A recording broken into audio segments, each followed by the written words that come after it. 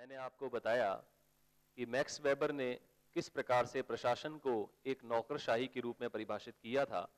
तो max weber ने ही प्राधिकार या सत्ता के प्रमुख रूप से 3 प्रकार हमारे सामने रखे,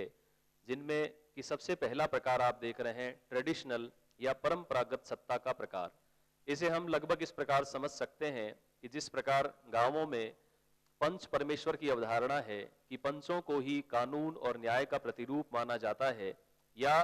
प्राचीन काल में जिस प्रकार राजाओं को ईश्वर का प्रतिनिधित्व स्वीकार किया जाता था, उसी प्रकार यह परंपरागत सत्ता जो है वह ईश्वरीय प्रतिनिधित्व और परंपरागत धारणा पर आधारित होती है। और इसे मुख्यतः 3 भागों में फिर से हम बांट सकते हैं। जो परंपरागत सत्ता किसी भी व्यक्ति को या प्रशासक को किस प्रकार से प्राप्त होती है, इस पर थोड़ा सा हम प्रकाश डालते हैं, जिसमें पहला जो प्रकार है जेरेंटोक्रेसी, यानी यह सीनियरिटी बेस होती है कि आपके संगठन में कोई भी व्यक्ति कितना वरिष्ठ है, कितना अनुभवशील है, उसके आधार पर उसे सत्ता को प्रदान किए जाना। और इसका उदाहरण हम विद्यालय प्रशासन हो या सरकारी क्षेत्र जो प्रशासन अलग अलग पाए जाते हैं, उनमें वरिष्ठता के क्रम के अनुसार ही उनकी प्रोन्नति या उनकी प्रोग्रेस को तय किया जाता है। दूसरे रूप में पैट्रियार्किलिज्म, जो कि आनुवंशिकता के आधार पर किसी भी व्यक्ति को या प्रशासक को प्राप्त होता है, यानी कि किसी भी व्यक्ति को कोई प्रशासनिक क्षमता का ज्ञान न होने पर भी कई बार ऐसा देखा जाता है कि उसे आनुवंशिकता के आधार पर या परिवारवाद के आधार पर सत्ता को सौंप दिया जाता है। जैसा कि पूर्व में अगर आप गौर करें कि श्री स्वर्गीय राजीव गांधी जो कि एक पायलट थे, फिर भी उन्हें आनुवंशिकता के आधार पर इंदिरा गांधी के पुत्र होने के नाते सत्ता सौंप दी गई, और वर्तमान में भी आप राहुल गांधी को इस रूप में देख सकते हैं। इसी प्रकार तीसरा जो उदाहरण या जो प्रकार है वो पैट्रिमोनियलिज्म को लेते हैं, जिसके अंतर्गत एक शासक के पास में अपना स्वयं का सत्ता, अधिकार, सेना या कार्य करने वाले सेवक उपलब्ध होते हैं, उस आधार पर उसे सत्ता सौंप दी जाती है। और इसका उदाहरण हमारे पड़ोसी देश पाकिस्तान में जिस प्रकार से एक राष्ट्रपति जो कि पूरे शासन पर अधिकार कर लेता है और वहां का राजा बन जाता है, क्योंकि उसके पास में सेना का बल होता है। इस आधार पर हम इसको डिफाइन कर सकते हैं, जिसमें स्वयं की शक्ति के आधार पर एक प्रशासक जो है सारी सत्ता को अपने अधिकार में ले लेता है। इस परंपरागत सत्ता के दूसरे क्रम में जब हम बढ़ते हैं तो उन्होंने अथॉरिटी को चरिस्मेटिक टाइप, यानी कि चमत्कारिक रूप से सत्ता जिस किसी व्यक्ति को मिल जाती है, यानी कि आप देखें कि धार्मिक संगठनों से जुड़े हुए जो व्यक्ति ईसाई धर्म के, चाहे वो पोप हो या विभिन्न प्रकार के तंत्र, यंत्र या मंत्र, किसी प्रकार की शक्ति को जानने वाले, जो कि पूर्व में हमारे आधुनिक साईं बाबा हुए हैं, वे कई प्रकार के चमत्कार जनता के सामने प्रस्तुत करते थे, इसलिए उन्हें अमुक धार्मिक संगठन का एक नेता बना दिया गया। तो इस प्रकार जो प्रशासक अपने पास में किसी प्रकार की चमत्कारिक सत्ता रखता है और जिसके आधार पर वह लोगों को प्रभावित करता है कि उसे ही योग्यता के आधार पर वर्ण कर लिया जाए, तो उसे हम चमत्कारिक सत्ता कह सकते हैं, जिसमें उसकी योग्यताओं पर विशेष ध्यान नहीं दिया जाता है। तीसरे रूप में यदि हम आगे बढ़ें तो लीगल रेशनल जो अथॉरिटी है, यानी कि लीगल का मतलब ही आप समझ रहे होंगे, वैध जो सत्ता होती है, जो वैधानिक सत्ता होती है, उसे हम लीगल और रेशनल कहते हैं। जैसा कि आज के डेमोक्रेटिक सिस्टम में लोकतांत्रिक पद्धति पर जिस प्रकार से चुनाव में टिकट बांटते समय किसी भी कर्मचारी की, किसी भी व्यक्ति की या उम्मीदवार की योग्यता को परख कर उसका चयन किया जाता है, और अलग अलग संस्थानों में किसी प्रकार के पदों पर बैठने वाले जो व्यक्ति हैं, उन्हें पूर्णतः नियमों पर आधारित जो संरचना होती है उसके अनुसार जो उनका चुनाव किया जाता है, उसे हम लीगल रेशनल अथॉरिटी के रूप में जान सकते हैं। इन प्राधिकार या सत्ता के प्रारूपों के बाद में जो अगला अप्रोच, जैसा कि मैंने पूर्व में आपको बताया कि वैज्ञानिक प्रबंध अवधारणा, प्रशासन एक प्रक्रिया के रूप में और प्रशासन जो है वो नौकरशाही के रूप में, इन तीनों अप्रोचेस को मिलाकर हम क्लासिकल थ्योरी के अंतर्गत या परंपरागत सिद्धांतों में रख सकते हैं। इन सिद्धांतों के विरोध में, यानी कि जो इनकी आलोचनाएं हुई, उनके विरोध में जो अन्य संगठन आए, उनमें प्रमुखतः एक संगठन उभरा जो कि 1935 से 1950 के काल तक पूर्णतः प्रभावित करता रहा प्रशासन और प्रबंधन के क्षेत्र को, जिसमें था मानवीय संबंधों का बल देने वाला एक संप्रदाय, जिसके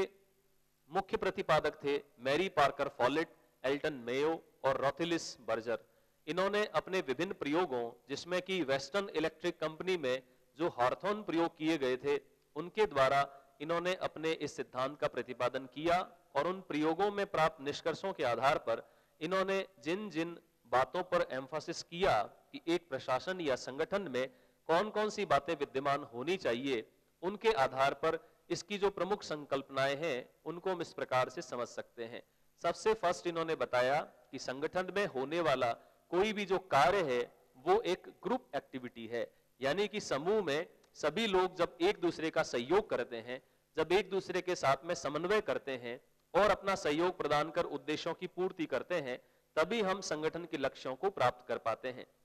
इसलिए मानवीय सामूहिक प्रयासों के रूप में कोई भी संगठन अपने लक्ष्य को प्राप्त करता है।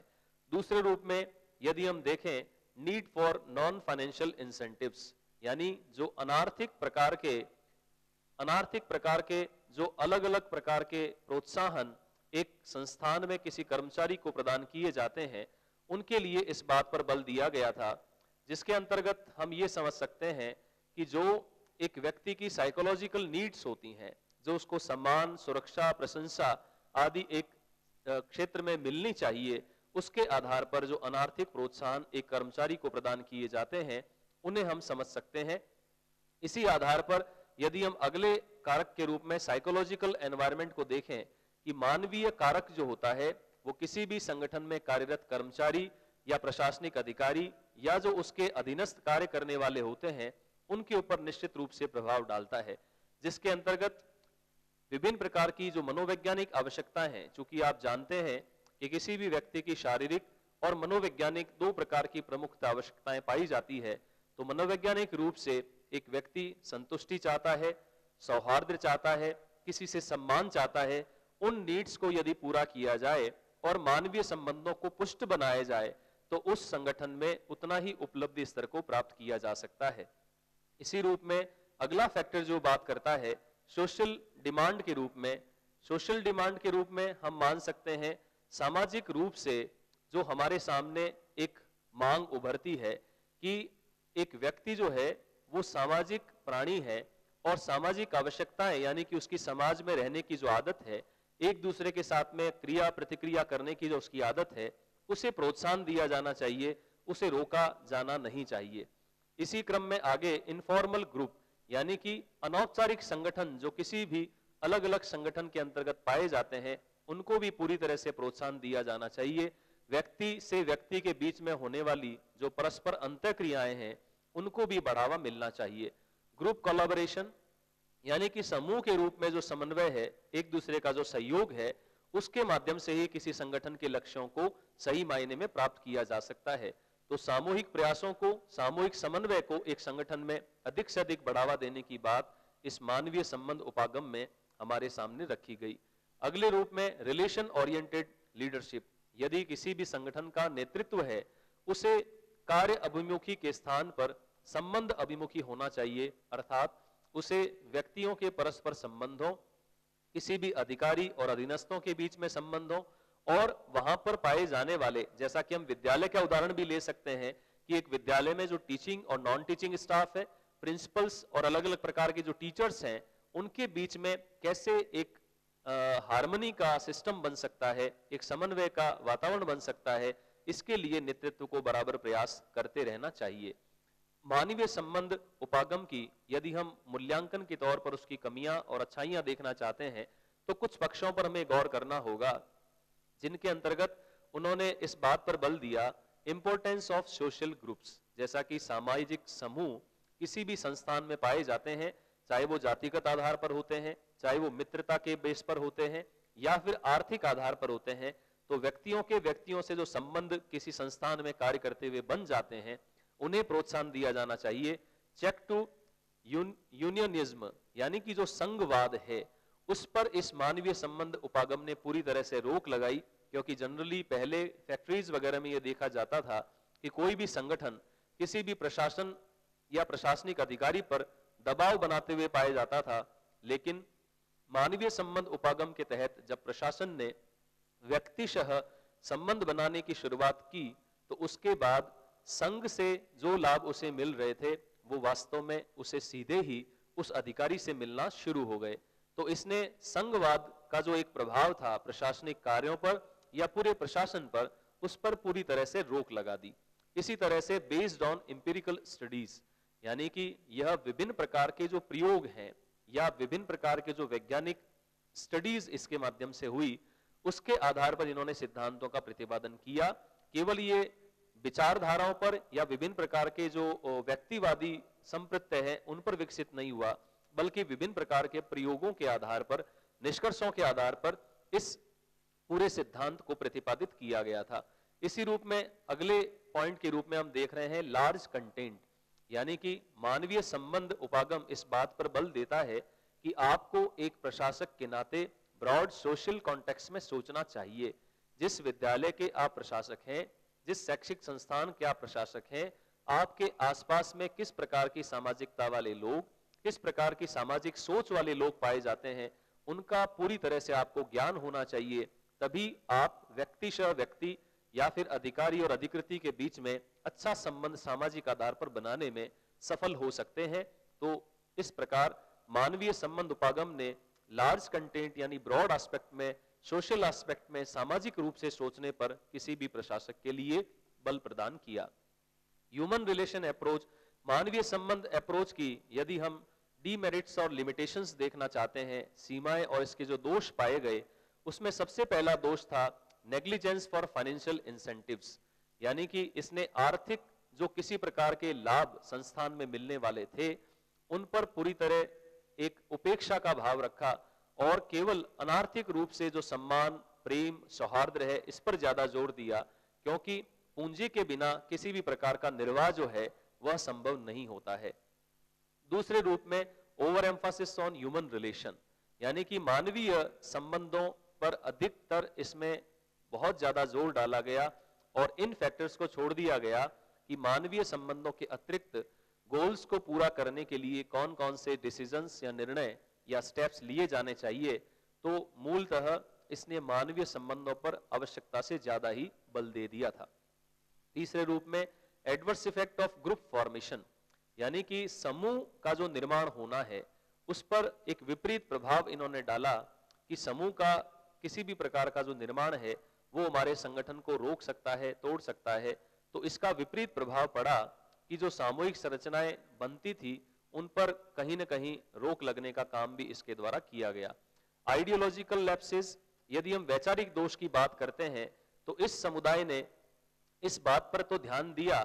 कि एक कर्मचारी की मांग या डिमांड क्या हो सकती है या उसकी अपेक्षाएं क्या हो सकती है, लेकिन इस बात पर ध्यान देना शायद इनके द्वारा छोड़ दिया गया था कि एक अधिकारी की कर्मचारी के साथ में क्या अपेक्षा है, किस प्रकार संगठन के लक्ष्यों को प्राप्त किया जाना है और उसे कितना वर्क करना है, उसके बारे में शायद कहीं कहीं ऐसा होता देखा गया है कि हम जितने अधिकारों के प्रति सचेत होते हैं उतना कर्तव्यों के प्रति सचेत नहीं होते हैं। तो ऐसा एक वैचारिक दोष केवल कर्मचारियों के हितों की बात करने के कारण इस संप्रदाय में पाया गया।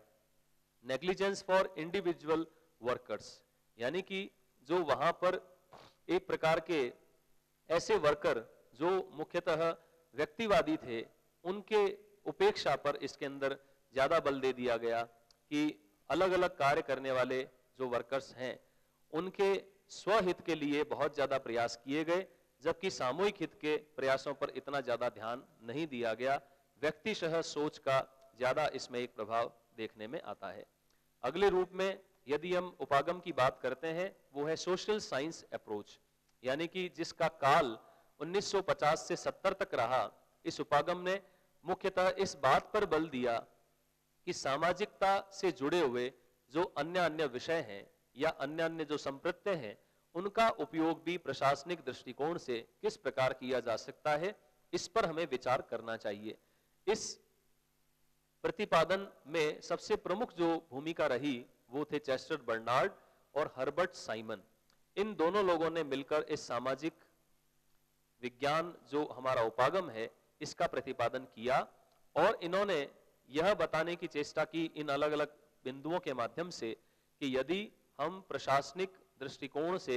अलग अलग राजनीति विज्ञान, मनोविज्ञान या सामाजिक विज्ञान के जो अलग अलग संप्रदाय हैं उनका उपयोग करके प्रशासन को कैसे सफल और अच्छा बना सकते हैं।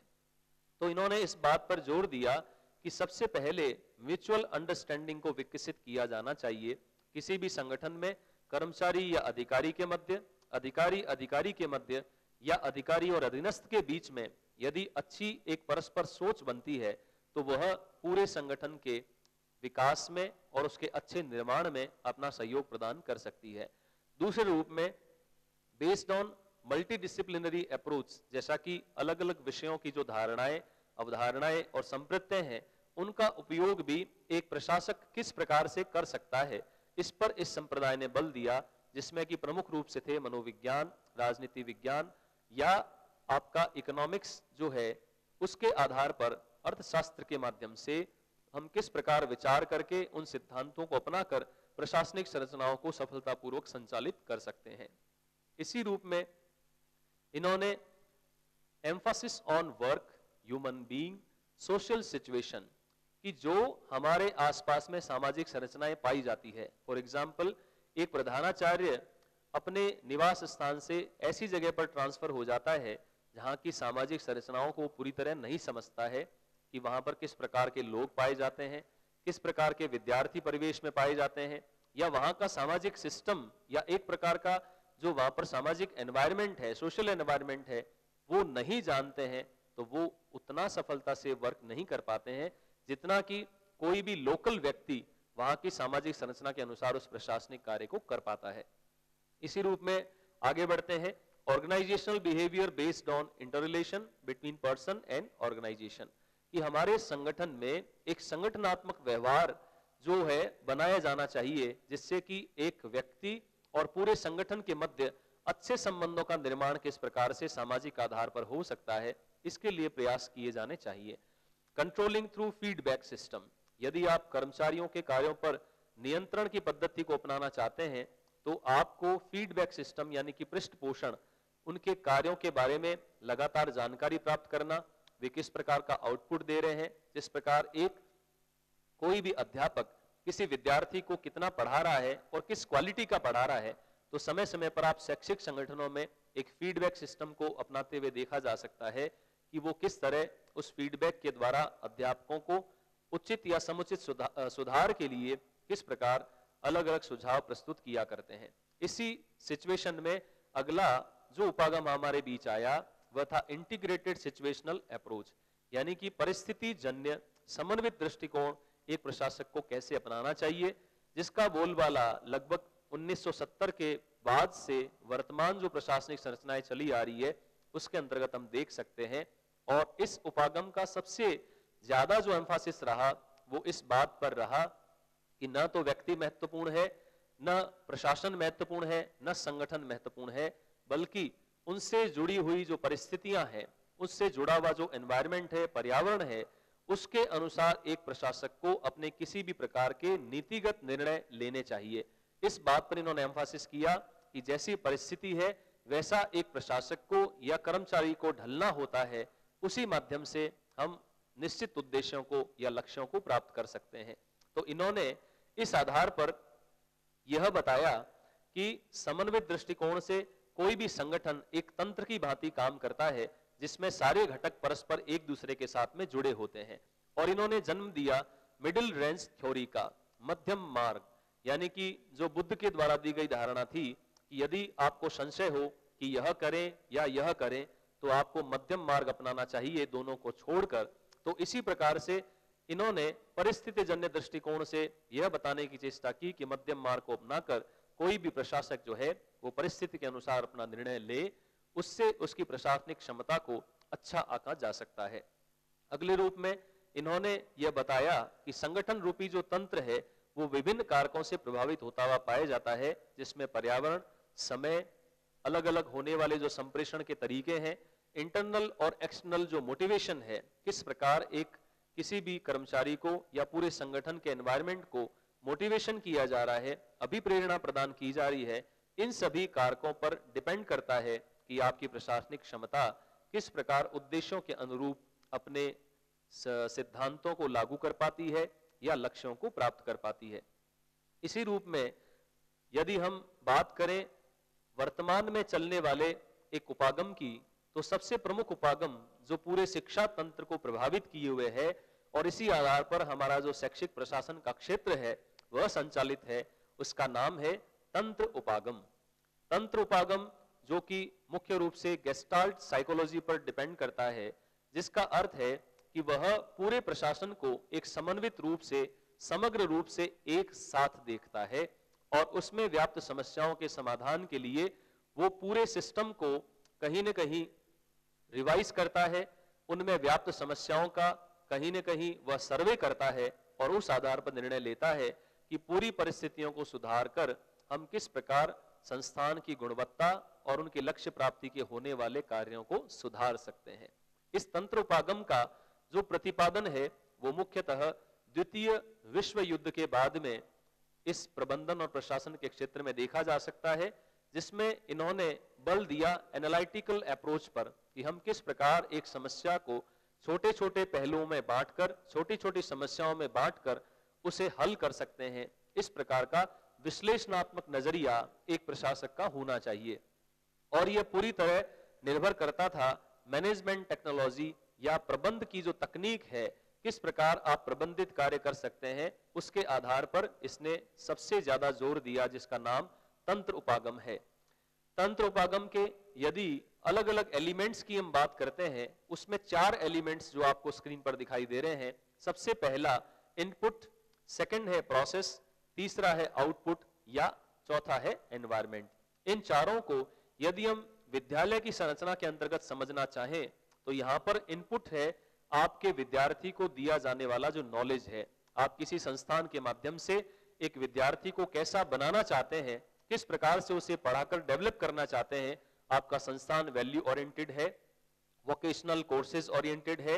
या आर्मी के जो स्किल्स हैं उनको डेवलप करने से ओरिएंटेड है, इस पर डिपेंड करता है कि आप इनपुट कैसा प्रदान करेंगे। प्रोसेस यानी विभिन्न प्रकार की जो प्रक्रियाएं उन गुणों के डेवलपमेंट के लिए आप अपनाते हैं, उन्हें हम प्रोसेस या प्रक्रिया के अंतर्गत ले सकते हैं। चाहे वो कक्ष की बात है, टीचिंग की जो मेथोडोलॉजी है, विभिन्न प्रकार की जो टेक्निक्स हैं, किसी प्रकार के सहायक सामग्रियों का उपयोग है या चर्चा, परिचर्चा, प्रैक्टिकल वर्क्स, प्रायोगिक कार्य, इन सब के माध्यम से प्रक्रियात्मक जो पक्ष है उसे हम समझ सकते हैं।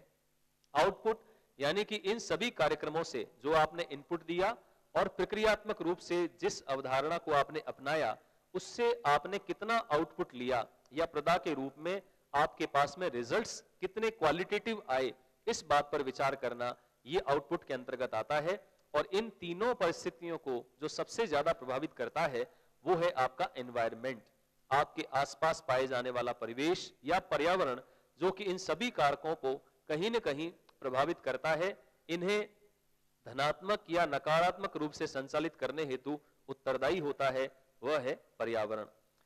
सिस्टम के जो अलग अलग पार्ट्स हैं उनको हम इस प्रकार देखें कि सिस्टम यानी तंत्र, तंत्र जो कि संगठन में व्याप्त है, उसमें सबसे प्रमुख और धुरी का जो केंद्र है वो है पर्सन या व्यक्ति। और इसी को हम विद्यार्थी के रूप में समझें तो आपका विद्यार्थी, जिसमें कई प्रकार की व्यक्तिगत विभिन्नताएं पाई जाती है, इंडिविजुअल डिफरेंसेस पाए जाते हैं, उसके आधार पर उस व्यक्ति को हम पार्ट ऑफ सिस्टम मान सकते हैं।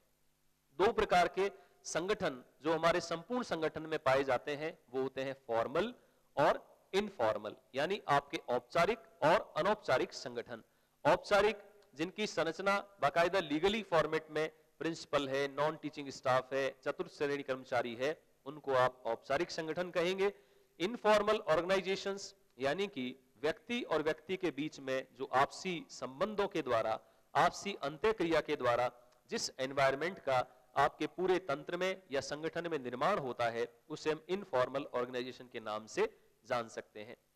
इसी प्रकार स्टेटस एंड रोल पैटर्न, किस प्रकार से आपकी सत्ता होती है और आप किस भूमिका में वहां पर रहते हैं, उन्हें किस प्रकार से आप तय करते हैं। डिसेंट्रलाइजेशन ऑफ वर्क किस प्रकार का होता है, तो ये स्टेटस और रोल यानी भूमिकाओं का पैटर्न भी इस तंत्र का भाग होता है। फिजिकल सेटिंग्स यानी आपके आसपास में पाए जाने वाली जो भौतिक सुख सुविधाएं हैं, जो आपको किसी भी कार्य को सफलतापूर्वक करने में मदद करती है, उन्हें आप फिजिकल सेटिंग्स में ले सकते हैं, चाहे वो आपके कंप्यूटर आईसीटी रिलेटेड कई प्रकार के जो टेक्नोलॉजीज होती हैं उनका विकास है, अनेक प्रकार की जो सामग्रियां आपको टीचिंग एड्स के रूप में चाहिए होती हैं उनकी उपलब्धता है। इन सारे भौतिक परिवेश को हम तंत्र का अंग मान सकते हैं। इंटरैक्शन का मतलब है अगले रूप में अंतःक्रिया, यानी व्यक्ति और व्यक्ति के बीच में होने वाली अंतःक्रियाओं का प्रारूप, चाहे वो प्राचार्य और शिक्षकों के मध्य होती है, शिक्षकों या विद्यार्थियों के मध्य होती है, या विद्यार्थियों और विद्यार्थियों के मध्य होती है, उन सभी अंतःक्रियाओं को हम पूरे सिस्टम का पार्ट मान सकते हैं। अगले रूप में प्रोसेस, यानी कम्युनिकेशन या संप्रेषण, कि आप किस प्रकार अपने आदेशों की परिपालना नियमों और परिनियमों से करना चाहते हैं, आप किस प्रकार अपनी पूरी गतिविधि को डेली टू डेली, मंथली और ईयरली कैसे परफॉर्म करते हैं, उसे हम कह सकते हैं प्रोसेस या प्रक्रिया, जो कि आउटपुट को प्राप्त करने के लिए आपके द्वारा नीति या जो नीतिगत मैटर है वो अपनाए जाते हैं, उसे हम प्रोसेसिंग कहते हैं। और अंतिम रूप में जिसे प्राप्त करना किसी भी संगठन का एक प्रमुख उद्देश्य हो सकता है, वो है गोल या उद्देश्य, जिसको प्राप्त करने के लिए हम सभी प्रकार के कार्यक्रमों की आयोजना एक संगठन के अंतर्गत करते हैं। एजुकेशन भी एक सिस्टम के रूप में इस सिस्टम अप्रोच में इस प्रकार समझ सकते हैं कि शिक्षा जो है उसे 4 भागों में प्रमुख रूप से बांटा गया है, जिसमें behavioural technology, instructional technology, teaching technology और इंस्ट्रक्शनल टेक्नोलॉजी। ये इसमें 3 प्रकार की जो बातें आती है। चौथा जो है वो इंस्ट्रक्शनल डिजाइन। फर्स्ट रूप में जो व्यवहार की तकनीकी है वह मुख्य रूप से साइकोलॉजिकल फैक्टर पर आधारित है। जैसा कि शिक्षक बनने के लिए आप देखें प्रशिक्षण के दौरान, बीएड के दौरान एजुकेशनल साइकोलॉजी जो पढ़ाई जाती है वह वास्तव में किसी भी शिक्षक का व्यवहार,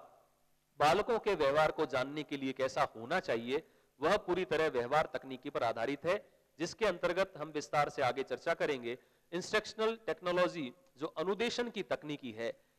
इंस्ट्रक्शनल यानी टू इन्फॉर्म, सूचनाओं को प्रदान करना, इस इंस्ट्रक्शनल टेक्नोलॉजी के अंतर्गत आता है। टीचिंग टेक्नोलॉजी जो कि शिक्षण की तकनीक है, आप किस प्रकार किसी विद्यार्थी को शिक्षण करवाते हैं, उसे हम टीचिंग टेक्नोलॉजी या शिक्षण तकनीक कह सकते हैं। इसी प्रकार अनुदेशन का जो प्रारूप है कि इंफॉर्मेशन आप किस रूप में एक बच्चे तक पहुंचाना चाहते हैं, उसका फॉर्मेशन कैसा होगा, पढ़ाने की टेक्निक्स कैसी होंगी, कौन से सिद्धांत पर बेस्ड होकर, कौन से शिक्षा संबंधी मॉडल को अपनाकर आप पूरी क्लास को हैंडल करना चाहते हैं, वो आपका अनुदेशन प्रारूप है, जो ये निर्धारित करता है कि आपके शिक्षण से संबंधी जो भी सिद्धांत है उनका अनुप्रयोग आप किस रूप में अधिक से अधिक कर पाते हैं।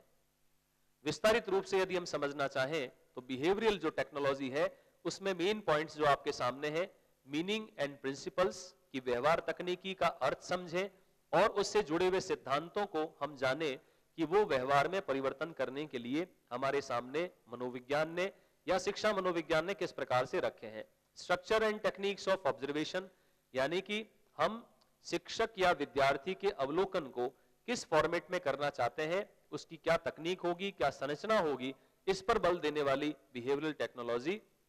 मूल्यांकन एवं मापन, तकनीक को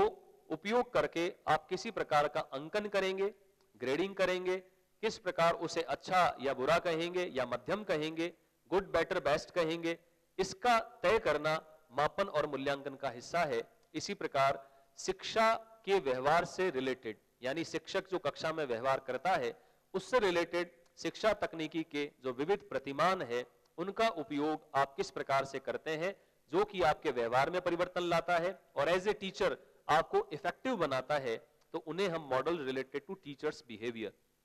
इसी प्रकार टीचर के बिहेवियर को डेवलप करने के लिए, जैसा आप बीएड और एमएड कॉलेजेस में देखते हैं कि एक शिक्षक के रूप में विभिन्न प्रकार के कौशलों के विकास के लिए अलग अलग विधियां प्रविधियां अपनाई जाती है, जिसमें सूक्ष्म शिक्षण से आप जरूर परिचित होंगे, माइक्रो टीचिंग, जिसके द्वारा शिक्षक को अनेक कौशलों का प्रशिक्षण प्रदान किया जाता है।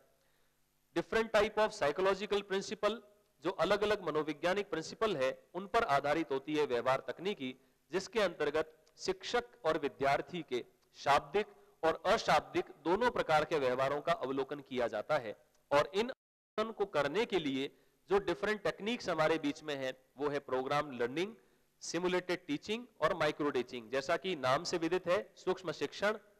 अनुरूपित शिक्षण जिसे सिमुलेटेड टीचिंग कहते हैं, नकल करके या नकल के द्वारा विद्यार्थी सीखता है कि उसे क्या करना है, जैसे घर में बच्चे सीखा करते हैं, उसी रूप में सिमुलेटेड टीचिंग और अभिक्रमित अनुदेशन अलग अलग फ्रेम के माध्यम से बच्चे को स्वगति से सीखने के लिए यदि हम प्रेरित करते हैं, तो इन तकनीकों के माध्यम से हम विद्यार्थी और शिक्षक दोनों के व्यवहार को डेवलप कर सकते हैं। अगले रूप में इंस्ट्रक्शनल टेक्नोलॉजी, जिसमें मुख्यतः सूचनाओं को प्रदान किया जाता है। देखिए दो डिफरेंसेस अगर हम समझे मोटे तौर पर, कि इंस्ट्रक्शनल टेक्नोलॉजी टीचर की एब्सेंस में जो आप कंप्यूटर, इंटरनेट या बोर्ड, फ्लैनल बोर्ड, अलग अलग जो सूचनाएं आप लगी हुई देखा करते हैं और उन्हें पढ़कर आप स्वयं समझ जाते हैं, तो वो है इंस्ट्रक्शनल टेक्नोलॉजी, जहां पर अंतःक्रिया को कोई स्थान नहीं होता, केवल सूचनाओं को प्रदान करना उसका उद्देश्य होता है। जबकि शिक्षण में शिक्षक और विद्यार्थी के बीच होने वाले प्रश्नोत्तर, उनके बीच में होने वाला जिज्ञासा और समस्या समाधान पाया जाता है, जो कि मुख्य रूप से इंस्ट्रक्शनल टेक्नोलॉजी में नहीं पाया जाता। इस इंस्ट्रक्शनल टेक्नोलॉजी में यदि आप देखें तो मुख्यतः साइंटिफिक इंस्ट्रूमेंट्स के तहत टीचिंग एड्स, टीचिंग मॉडल्स और अलग अलग प्रकार के जो तकनीकी संसाधन है, उनके द्वारा सूचनाओं को एक जगह से दूसरी जगह पहुंचाया जाता है, जिसमें आपका पूरा वेब वर्ल्ड है, जिसमें इंटरनेट पर आप अलग अलग वर्चुअल क्लासेस को अटेंड करते हैं, जैसा कि मैं आपको पढ़ा रहा हूं और आप मेरे ज्ञान को इस इंटरनेट के माध्यम से या किसी भी कंप्यूटर साधन के माध्यम से देख पा रहे हैं, सुन पा रहे हैं, तो वो भी इस इंस्ट्रक्शनल टेक्नोलॉजी का हिस्सा है। इसके जो 4 स्टेप्स हैं उनकी यदि हम बात करते हैं, सबसे पहला हम अनुदेशन की जो सामग्री है उसको उद्देश्यों के अनुसार किस प्रकार चयनित करेंगे। हम चाहते क्या है कि सामने वाले बच्चे पर या सामने बैठे व्यक्ति को हमें क्या पहुंचाना है और वो किस रूप में जाना चाहिए। यदि हम विजुअल अपनाना चाहते हैं तो हमें कैमरे की व्यवस्था करनी होगी। यदि हम केवल उसे सुनाना चाहते हैं तो वहां पर केवल टेप रिकॉर्डर की या सीडी की जो आवाज को रिकॉर्ड कर ले वही चाहिए होगी, या किस रूप में हम उसे अलग तरीके से पहुंचाना चाहते हैं, उसके अनुसार हम अपने इंस्ट्रक्शनल रिसोर्स को चयन करते हैं। दूसरा, अलग अलग प्रकार की विधियां और प्रविधियां अपनाकर हम उन चीजों को कैसे प्रदर्शित करते हैं, उस पर डिपेंड करता है कि इंस्ट्रक्शन टेक्नोलॉजी को कैसे परफॉर्म किया जाए, उसका मूल्यांकन किस प्रकार हो, उसमें क्या अच्छाई है, कहां पर संशोधन की आवश्यकता है, किस प्रकार सुझाव देकर उसे और अच्छा बनाया जा सकता है। ये है इवैल्यूएशन और उसके लिए सुधार हेतु संशोधन या सुझाव। इंस्ट्रक्शनल टेक्नोलॉजी में डेवलपमेंट के रूप में यदि हम देखें तो विभिन्न साधन हमारे बीच में है। प्रोग्राम लर्निंग यानी अभिक्रमित अनुदेशन, इंस्ट्रक्शनल एनालिसिस, अंत्यक्रिया का जो विश्लेषण, यदि आप प्रशिक्षण से जुड़े हैं तो आप बीएड और एमएड के दौरान भी पढ़ेंगे कि अंत्यक्रिया के विश्लेषण के लिए शिक्षण तकनीकी या शिक्षा तकनीकी में फ्लैंडर्स की अंत्यक्रिया प्रणाली, जिसके माध्यम से शिक्षक के सारे व्यवहारों को रिकॉर्ड किया जाता है, उसे इंस्ट्रक्शनल एनालिसिस के माध्यम से हम जान सकते हैं। अनुदेशन के लिए अलग अलग जो सिद्धांत है उन्हें हम किस प्रकार से अपनाएंगे, उन सिद्धांतों का अनुप्रयोग और विभिन्न शिक्षा संबंधी जो अलग अलग सहायक सामग्री है उसका उपयोग हम किस प्रकार करते हैं, वह भी इस इंस्ट्रक्शनल टेक्नोलॉजी का एक हिस्सा है और उसके विकास में इन्होंने बहुत योगदान दिया है। इसी प्रकार इंस्ट्रक्शनल के जो सिद्धांत और आपकी जो पाठ्यचर्या है वो किस रूप में होगी, किस तरह की योग्यता का आप एक बच्चे में, व्यक्ति में विकास करना चाहते हैं, वो उस पर डिपेंड करता है कि आप उसी प्रकार के टीचिंग एड्स, रिलेटेड जो सिद्धांत हैं और अलग अलग प्रकार की जो धारणाएं हैं उनके आधार पर आप अपनी क्रियाविधि को संचालित करते हैं। इस पर डिपेंड करता है कि आपकी अनुदेशन तकनीकी किस रूप में बच्चों तक या विद्यार्थियों तक पहुंच पाती है। यदि हम बात करते हैं टीचिंग टेक्नोलॉजी की या शिक्षण तकनीकी, तो उसमें 4 प्रकार के जो स्टेप्स आपको अलग से दिखाई दे रहे हैं। सबसे पहला है प्लानिंग, दूसरा है ऑर्गेनाइजेशन, तीसरा है लीडिंग या गाइडेंस और चौथा है कंट्रोलिंग। तो इस रूप में इसे हम समझें कि एक शिक्षक कक्षा में जाने से पहले किस प्रकार अपनी पाठ योजना को तैयार करता है, किस प्रकार अपनी योजना को लिखित रूप में तैयार करता है, वो प्लानिंग के अंतर्गत आता है। ऑर्गेनाइजेशन, योजना और उद्देश्यों के अनुरूप उसे कौन कौन सी साधन या सामग्री, टीचिंग एड्स, प्लानल बोर्ड या ब्लैक बोर्ड या कहीं पर कंप्यूटर की आवश्यकता है, तो उसे हम कहते हैं संगठन करना, सभी क्रियाओं को संगठित रूप में तैयार करना। लीडिंग या गाइडेंस, जिसके अंतर्गत एक शिक्षक जो है वो पढ़ाने के साथ साथ में विभिन्न समस्याओं के समाधान और उनके लिए विभिन्न प्रकार के जो सुझाव या एक प्रकार का हम कह सकते हैं गाइडेंस देता है, उसे हम लीडिंग कहते हैं, यानी निर्णायक के रूप में या नेतृत्व के रूप में हम जो सुझाव बच्चों को देते हैं उनमें मूल्य निर्धारण के लिए या विभिन्न योग्यताओं के विकास के लिए, उन्हें हम लीडिंग मान सकते हैं। कंट्रोलिंग यानी कि किसी भी शिक्षक ने यदि अपने शिक्षण को कहीं परफॉर्म किया है तो उसे ये पता करना होता है कि वह उन विद्यार्थियों तक उन सूचनाओं को पहुंचाने में कितना सफल रहा है। उसके लिए वो इवैल्यूएशन करता है, मूल्यांकन की विभिन्न पद्धतियों को अपनाता है, परीक्षाएं लेता है, तो वो उसका कंट्रोलिंग सिस्टम है, जिसके अंतर्गत प्लानिंग में आप देख रहे हैं अलग से जो बिंदु बताए गए हैं आपको कि हम कंटेंट एनालिसिस करते हैं, पाठ्य वस्तु का विश्लेषण कर ये पता करते हैं कि आज की अमुक क्लास में हमें ये 3 या 4 टीचिंग पॉइंट्स को पढ़ाना है। आइडेंटिफाई ऑब्जेक्टिव्स, हम उद्देश्यों को पहचानते हैं कि हम कक्षा में जाकर बच्चों में कौन सी योग्यताओं का विकास करना चाहते हैं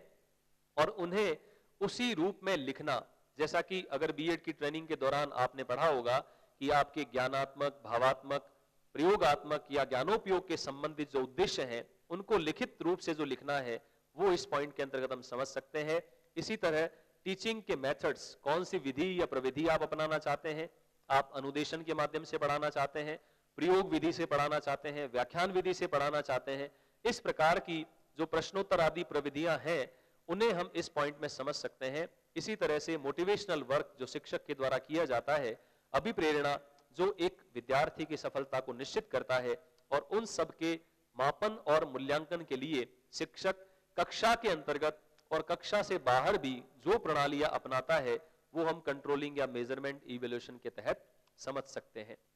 इसी प्रकार इंस्ट्रक्शनल जो डिजाइन है, आपका अनुदेशन का जो डिजाइन है या प्रारूप है वो कैसा होगा, उसके लिए टास्क एनालिसिस किया जाता है, कार्यों का विश्लेषण किया जाता है कि हम किस रूप में कार्य को परफॉर्म करना चाहते हैं। ट्रेनिंग साइकोलॉजिकल डिजाइन्स, मनोवैज्ञानिक सिद्धांतों के आधार पर कौन कौन से प्रारूप हमारे बीच में उपलब्ध हैं, उनके लिए पूर्व प्रशिक्षण दिया जाता है। और जैसा कि आप जानते हैं शिक्षकों को उनकी सर्विस के दौरान भी जो इन सर्विस ट्रेनिंग कैंप्स चलते हैं उसके अंतर्गत नवीन और इनोवेटिव जो अलग अलग विधियां आती है उसके बारे में उनको ज्ञान प्रदान किया जाता है। तो इसके अंतर्गत अलग अलग 3 पॉइंट्स आप देख रहे हैं, एलिमेंट्स एनालिसिस और आइडेंटिफिकेशन, अलग अलग तत्वों का विश्लेषण करना, परफॉर्म द वर्क्स, कार्यों को आप किस प्रकार से उद्घाटित करते हैं, लोगों के सामने रखते हैं, और अलग अलग कामों को क्रमिकता पूर्वक आप सीखने की परिस्थितियों में कैसे डिफाइन करते हैं एक शिक्षक के तौर पे, ये सभी अनुदेशन प्रारूप का हिस्सा है। और सिस्टम अप्रोच के यदि प्रशासन के तौर पर यदि हम अलग अलग जो पॉइंट्स देखें तो उसके अंदर सबसे पहला 5 स्टेप्स में गोल एंड वैल्यूज, आपके उद्देश्य क्या है, किन मूल्यों को आप डेवलप करना चाहते हैं, टेक्निकल पॉइंट्स आपके क्या क्या हैं, तकनीकी रूप से आप कौन से मूल्यों को विकसित करना चाहते हैं या कौन कौन से विभिन्न तकनीकें आप अपनाते हैं, साइकोसोशल स्टेप्स यानी आप मनोसामाजिक संरचनाओं का उपयोग कर सामने बैठे बच्चे का मनोविज्ञान कैसा है, वो किस सोशल एनवायरनमेंट से आया है, उसका उपयोग करते हुए यदि आप अपने सिस्टम अप्रोच को हैंडल करते हैं प्रशासक के तौर पे तो आप सफल हो सकते हैं। इसी प्रकार 2 स्टेप्स संरचनात्मक और मैनेजरियल यानी प्रबंध के तौर पर आप सभी गतिविधियों को एक दूसरे के साथ में किस प्रकार सफलतापूर्वक संचालित करते हैं, यह तंत्र उपागम के रूप में हमारे 5 स्टेप्स। और अंत में यदि हम बात करते हैं सिस्टम अप्रोच से जुड़े हुए मेरिट्स और डीमेरिट्स की, तो मेरिट्स के रूप में सबसे पहले इंटीग्रेटिव व्यू पॉइंट यानी सभी समस्याओं को एक साथ देखना कि कौन सी समस्याएं एक दूसरे से कोरिलेटेड हैं और उनका समाधान एक साथ में कैसे किया जा सकता है, इस पर बल देता है। इंटरडिसिप्लिनरी व्यू यानी अलग अलग जो अनुशासन है, अलग अलग जो विषय हैं, जैसा पूर्व मैंने आपको बताया पॉलिटिकल साइंस है, इकोनॉमिक्स है, आर्थिक रूप से जो अलग प्रबंध के दृष्टिकोण है, उनका उपयोग प्रशासन के तौर पर या प्रशासक के तौर पर वो कैसे कर सकते हैं, यह सुझाव देता है सिस्टम अप्रोच। ब्रॉड व्यू इसका एक समन्वित दृष्टिकोण है जो कि व्यापक है और हर तरीके से सिस्टम के हर अंग में कौन कौन सी प्रॉब्लम्स है उन पर ध्यान देना इसका कार्य है। डायनेमिक व्यू है यानी एक चलित क्रिया है जो नए नए संशोधन और वर्तमान में अलग अलग प्रकार की जो विधियां प्रविधियां चल रही है उनको अपनाने पर यह बल देता है कि आप ज्यादा से ज्यादा as a teacher, as a प्रशासक कैसे डायनेमिक पर्सनालिटी बन सकते हैं उस पर ध्यान देता है। फ्लेक्सिबिलिटी इसका गुण है कि यह नमनीयता पर ध्यान देता है कि कहीं आपको प्रशासक के तौर पर थोड़ा सा फ्लेक्सिबल होना पड़े, कहीं पर भी कहीं समझौता करना पड़े और अपनी परफॉर्मेंस को सफलतापूर्वक करने के लिए यदि समझौतावादी रुख से आपको अच्छी सफलता मिल सकती है तो वो आपको करना चाहिए। प्रैक्टिकल एप्लीकेशंस अधिक से अधिक आपको अनुप्रयोगात्मक होना चाहिए, प्रयोगों में विश्वास रखना चाहिए और नित्य नवीन प्रयोगों को सिद्धांतों के आधार पर अपनाते हुए आप अपने शिक्षण को या प्रशासन को अच्छा बना सकते हैं। अंतिम रूप से मेरिट जो इसकी है, मॉडर्न स्ट्रक्चरल मॉडल्स जो अलग अलग मनोवैज्ञानिकों द्वारा, अलग अलग प्रबंधकों के द्वारा या अर्थशास्त्रियों के द्वारा जो मॉडल डेवलप किए जा रहे हैं उनको समय समय पर आपको अपनाना चाहिए, अपने तंत्र में उसे अप्लाई करना चाहिए और अच्छे से रिजल्ट पाने की कोशिश करनी चाहिए। डीमेरिट्स में यदि हम बात करते हैं, कुछ मनोविज्ञानियों ने, शिक्षा विज्ञानियों ने जिस प्रकार से हमें बताया, ओनली कलेक्शंस ऑफ फैक्ट्स, यानी यह जो तंत्र उपागम है वह केवल तथ्यों पर आधारित है, प्रयोगों की इसमें कहीं न कहीं शून्यता है, कमी है, तो इसे कहीं न कहीं सुधारा जाना चाहिए। दूसरे रूप में बेस्ड ऑन एडेप्टेबिलिटी, यानी किसी भी चीज को अपना लेना या किसी भी रूप में अपना लेना इसकी एक कमी है, उसमें सुधार के साथ में अपनाने के लिए यह उसमें जोर नहीं देता है। तीसरे रूप में not apply in all situations, अलग अलग प्रकार की जो परिस्थितियां एक प्रशासक के सामने उत्पन्न होती है एक संगठन में, चाहे वो शिक्षा से जुड़ा हो, प्रशासन से जुड़ा हो, तो हर सिचुएशन में इसे समान रूप से लागू नहीं किया जा सकता, ऐसा मानना है तंत्र उपागम में कमियां बताने वाले आलोचनात्मक पक्ष के विज्ञानियों का, प्रबंध विज्ञानियों का, जिसके अंतर्गत उन्होंने स्पष्ट किया कि सिस्टम अप्रोच कहीं न कहीं आलोचना से घिरा है और इसमें एक समाधान की या सुधार की आवश्यकता है। तो इस प्रकार हमने प्रथम इकाई से जुड़े हुए जो विभिन्न फैक्ट्स हैं, अलग अलग प्रिंसिपल हैं, अलग अलग प्रकार की जो धारणाएं